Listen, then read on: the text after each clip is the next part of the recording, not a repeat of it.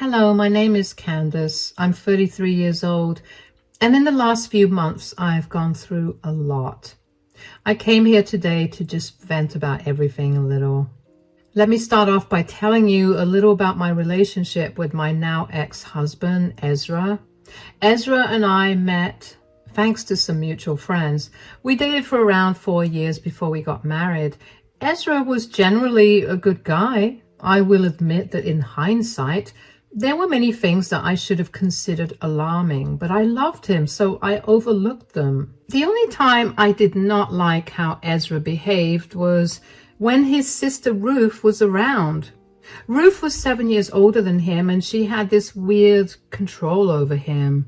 Ezra was always his own person until she was around, because then he just became an extended version of her. And let me tell you, Ruth does not have a pleasant personality at all. There's a reason she hasn't had friends for years. Ruth also hated me with a passion because I'm guessing she thought I would change Ezra. Truth be told, I hoped I could do something like that, but you'll see how miserably I failed as this story goes on. Anyway, the last and most important person that I want to introduce you to is my late mother-in-law, Debbie. Unlike Ruth, Debbie and I got along really well. I don't know what it was about her, but she felt like sunshine on a cool day, you know? She just had this personality that could draw anyone in. I got along with Debbie so well that the two of us even made it a point to hang out at least twice in a month. On one such plan to meet up, Ezra decided that he wanted to join us. Neither Debbie nor I had a problem with it, so we let him tag along. We decided that we would meet up at the mall and do a little shopping. Ezra and I got there right on time, but Debbie was nowhere to be seen. We decided to go to the food court and sit while we waited for her. I began to get really worried about her when we hit the 1 hour mark. Debbie did usually run late, but never so late either. Ezra seemed to be getting angrier with every minute that passed because he did not like to be kept waiting. I tried calling Debbie many times, but she didn't pick up. Eventually, after 1 hour and 45 minutes of waiting, Debbie called me back and told me that she was almost at the mall. She sounded happy and like her usual self, so that lessened my worries by a lot.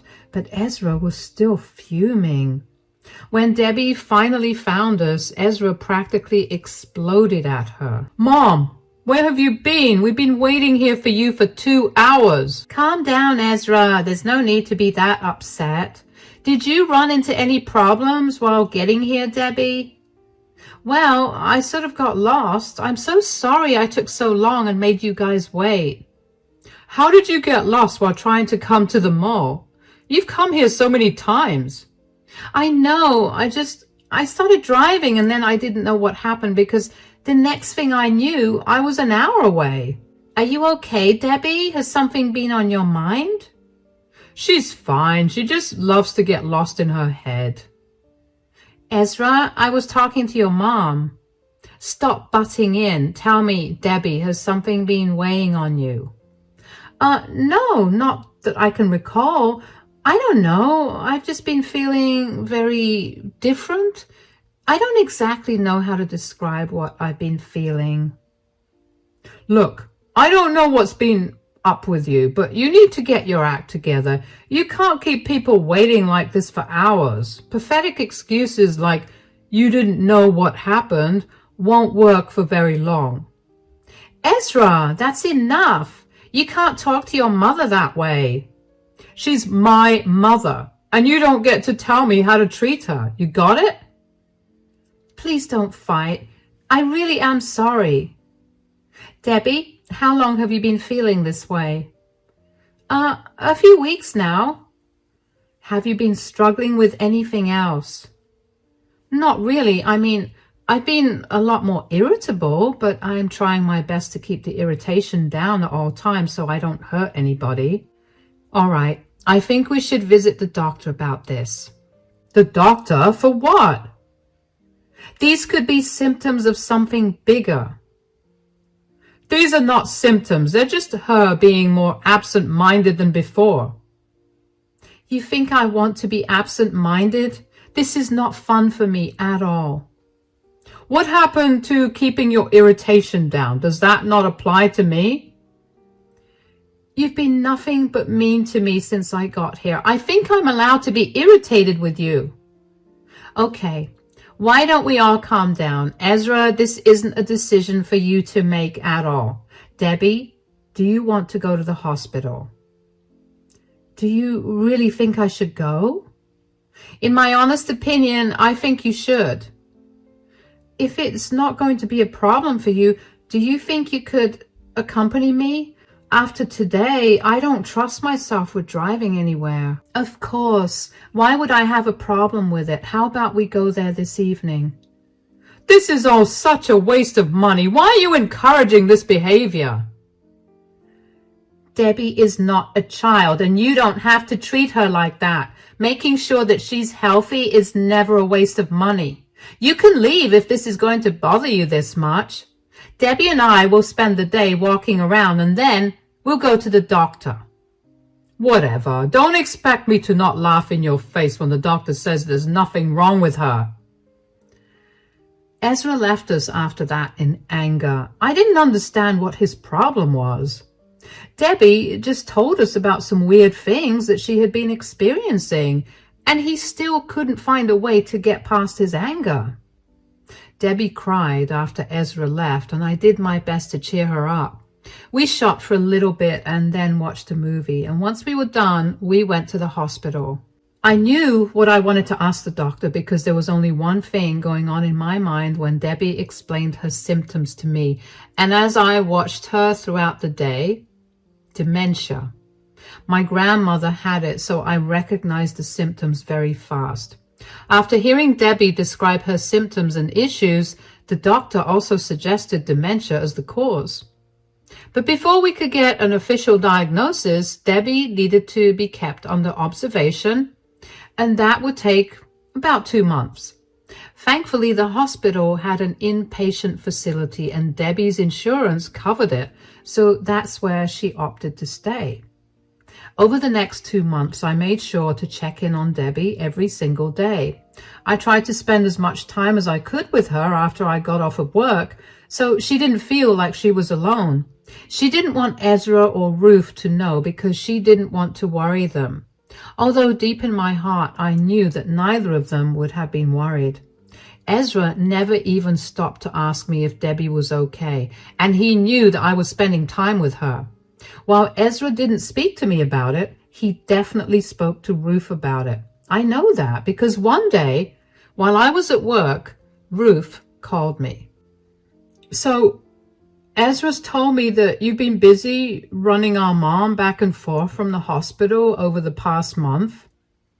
Yeah, she's been displaying some concerning symptoms, and I just wanted to make sure that she's all right. Don't you think it's a little weird, though? What are you talking about?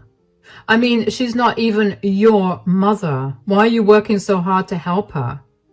Who cares if she's not my mother? She is a person in need, and since I can help her, I don't see why I shouldn't. What about Ezra?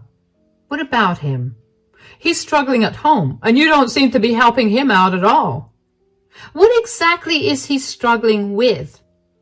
You're always out and about, and you haven't taken care of any of the chores in the past month. Poor Ezra is practically working himself to death at this point because he leaves work only to come home to more work. Excuse me, but what chores have I not done exactly? Because last I checked, I have been consistently cleaning the house, doing the laundry, and taking our dog on a walk. The only thing I haven't done is make food for us. So you admit that you're okay with Ezra starving himself, all because you want to be some good Samaritan? Ezra is a grown man who is capable of making his own food. Why are you talking to me about this anyway? If he has a problem with this, he can come and talk to me. You're never around to talk to. I'm just being a good sister. Great. And I'm being a good daughter-in-law to Debbie. The two of you should be happy that at least someone is taking care of her for you. Don't try to act like you're morally better than us. I am not trying to do anything. I'm only doing the right thing, and I don't want to hear a word of complaint from the two of you. Now, if you'll excuse me, I have to get back to my work. If it was the olden days, I would have slammed the phone down really hard, I swear. That's how annoyed I was at Ruth. If Ezra really had a problem with me, why was it so hard for him to talk to me? He could express everything else but his emotions regarding me, and I was getting real sick and tired of Ruth stepping in to do that for him.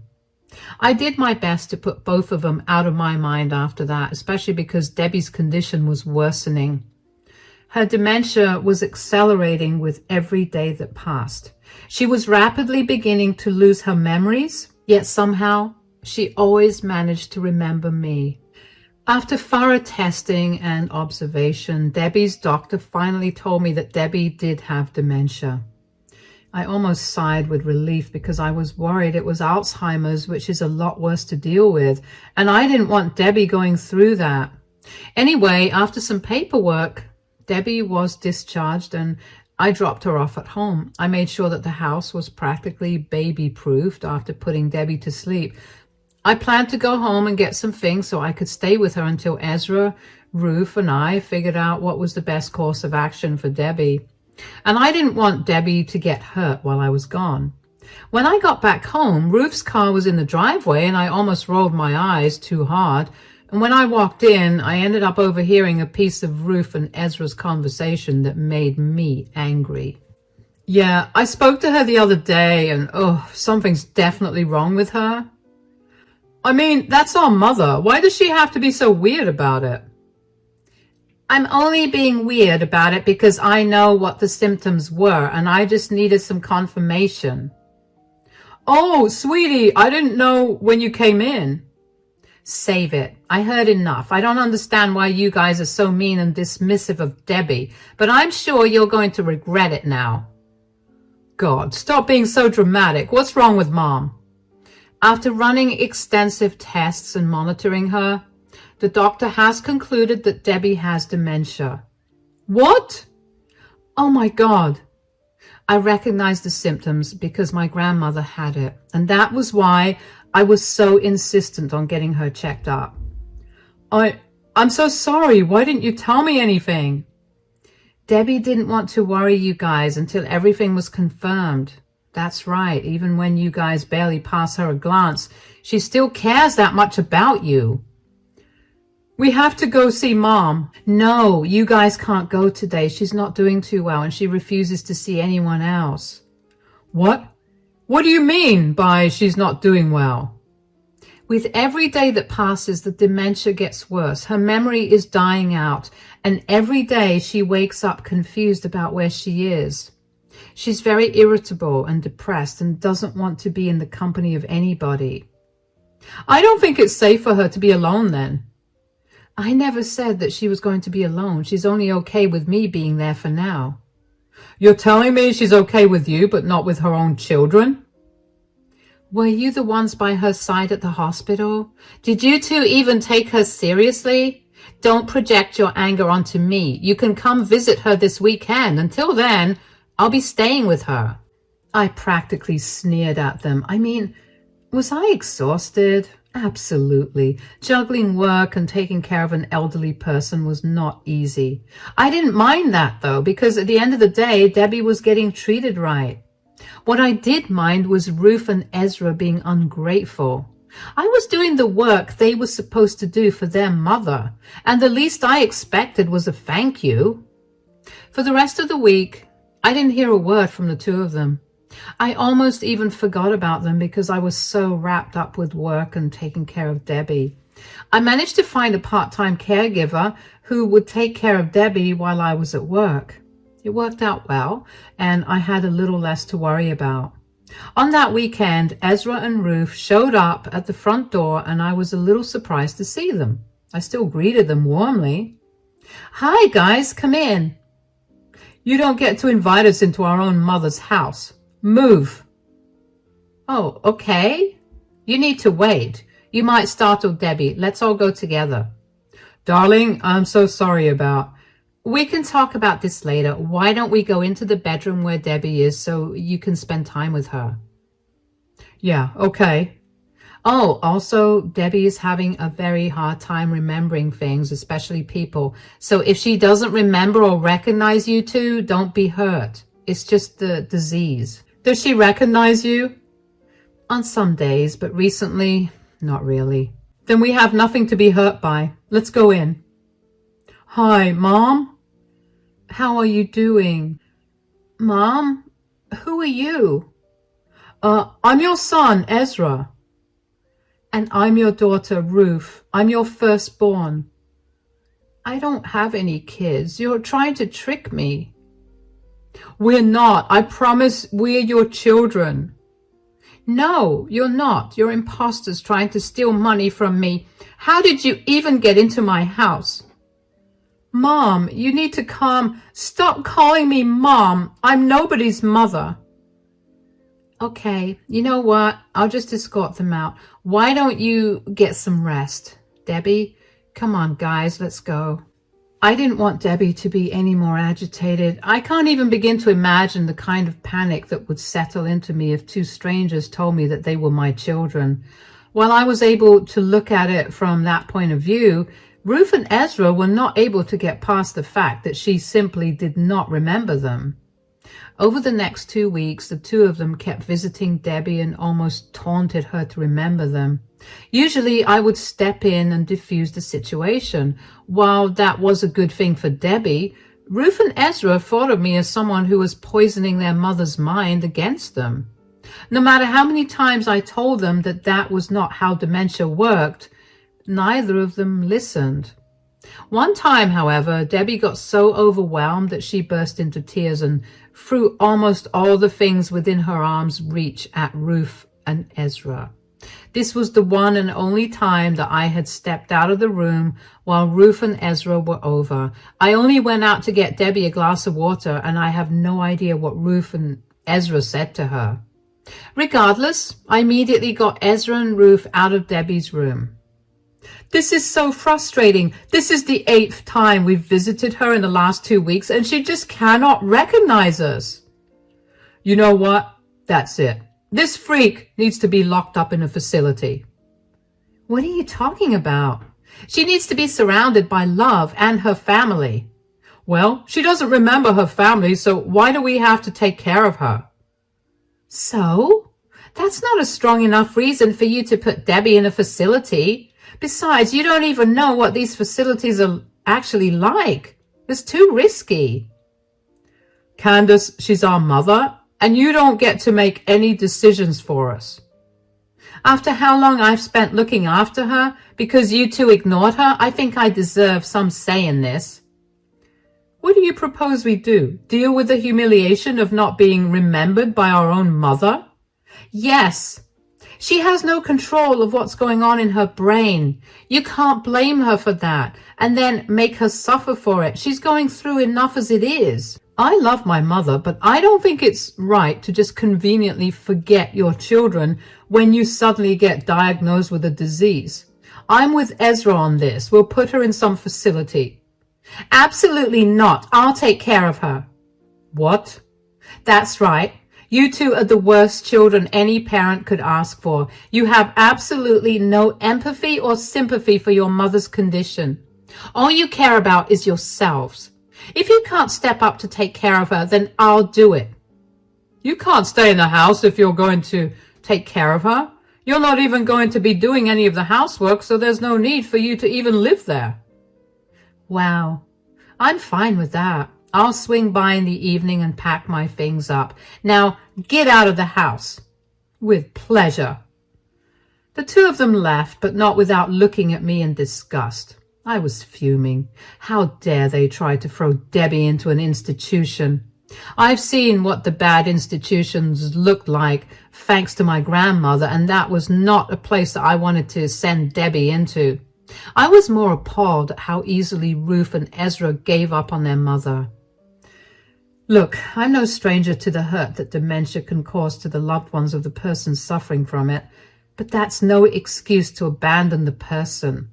I couldn't understand why it was so hard for Ruth and Ezra to look past their own emotions and thoughts and instead think of their mother.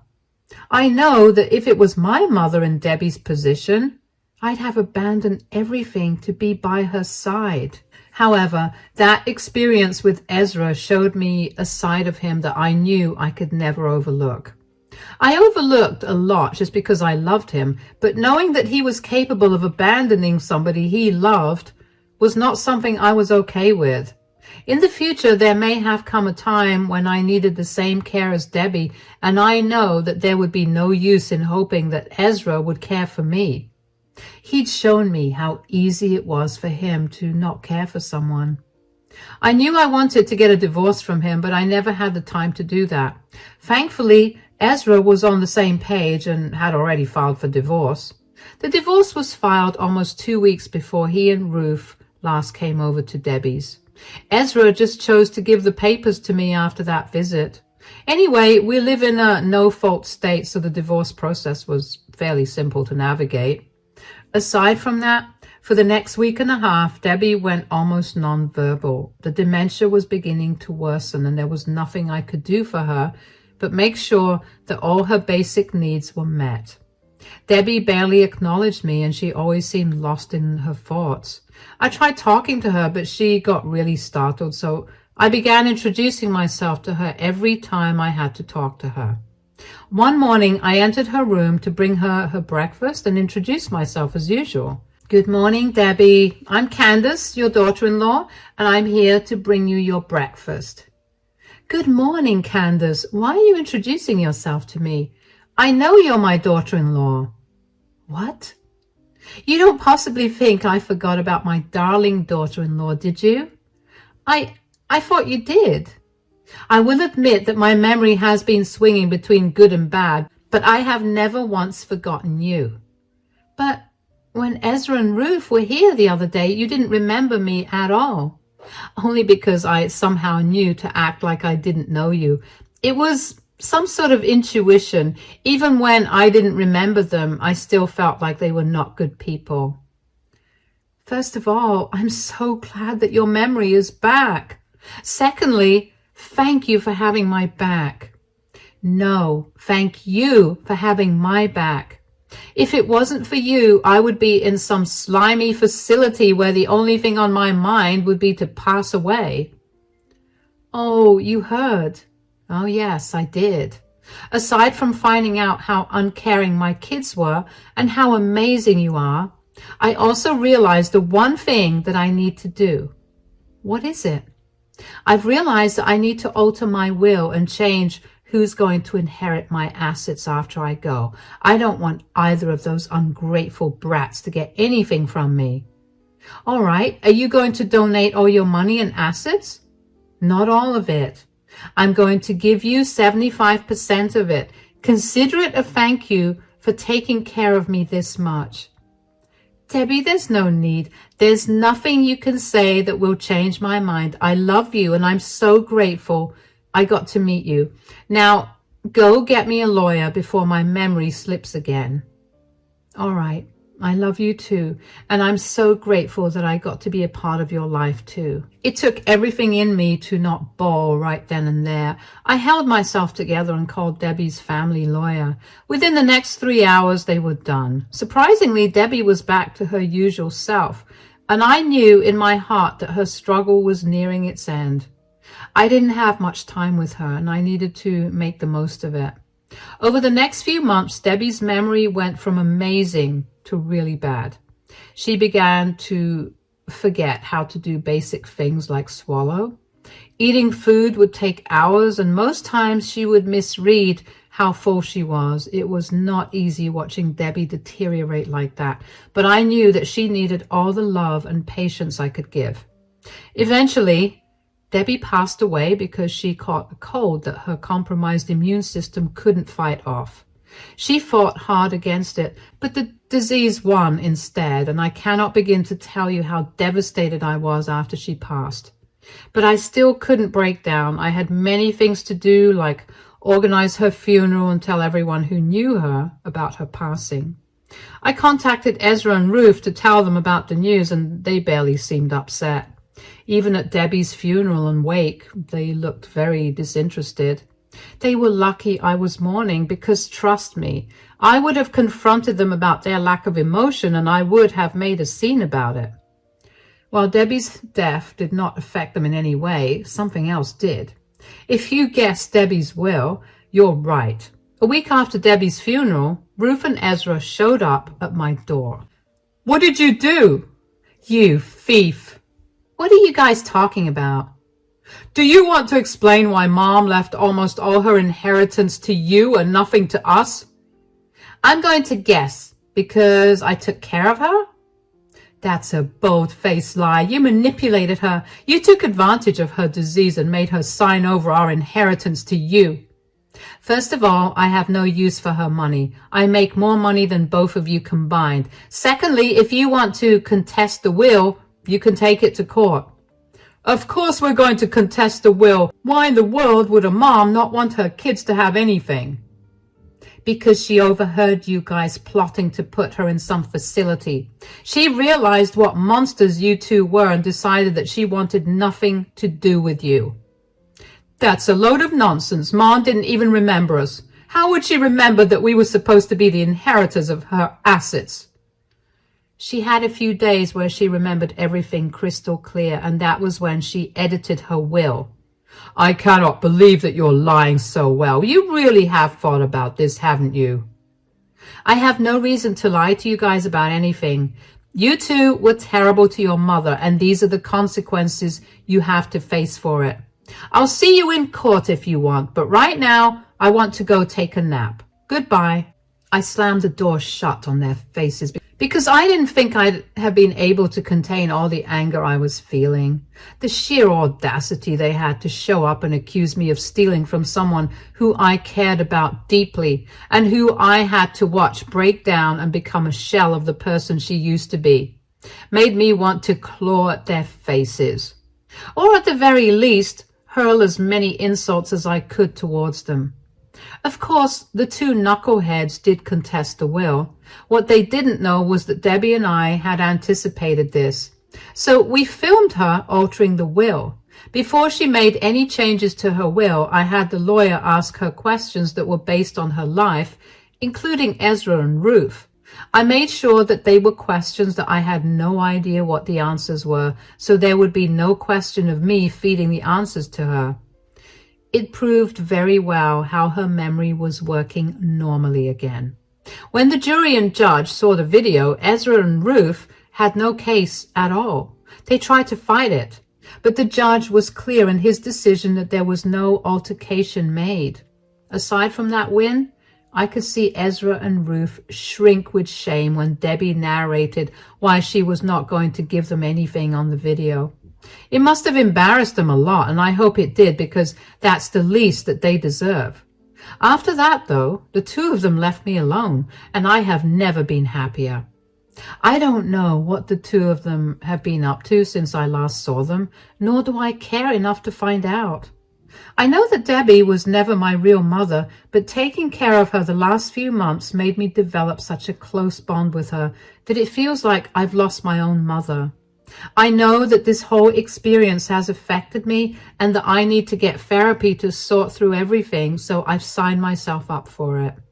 I start in 2 days, and I cannot wait to get all of this off my shoulders again. Thank you so much for listening to my story.